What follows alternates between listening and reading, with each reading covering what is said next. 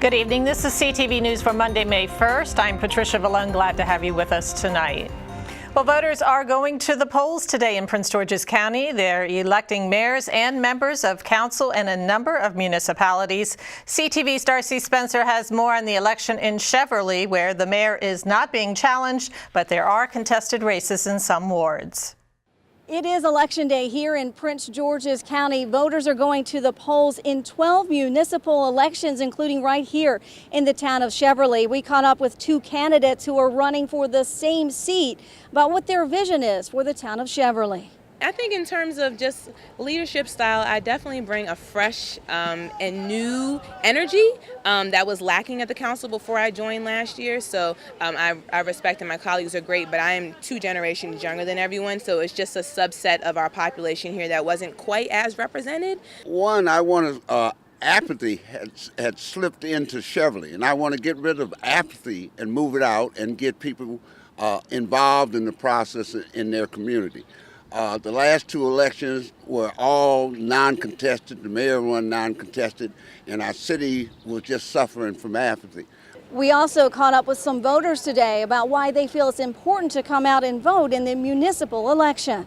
I vote in all the local elections because they're the most essential ones, even more important than the federal state ones, because this is what happens right in your community. I'm just honestly thinking about who understands our town's needs, specifically to Cheverly. We're definitely very environmentally focused and conscious, and I really want someone who knows the importance of invigorating our town spirit. The polls opened at 7 o'clock this morning. They'll stay open until 8 o'clock tonight. In Cheverly, Darcy Spencer for CTV News. And no one is running for Cheverly's 5th Ward Council seat. Meantime, voters are also going to the polls in the city of Glenarden. There is a hotly contested race for mayor, as well as contested races for seats on the city council. 4 of the 7 council members recently filed an ethics complaint with the state prosecutor, accusing their colleagues of mailing out material on a failed voter referendum on official city letterhead. Voters tell CTV News today they're concerned about corruption. People ain't paying themselves no attention. Glenarden needs a change, and that change is going to start today. That change starts with new administration. We need a completely new administration here in Glenarden. And stay with CTV News for election results tomorrow.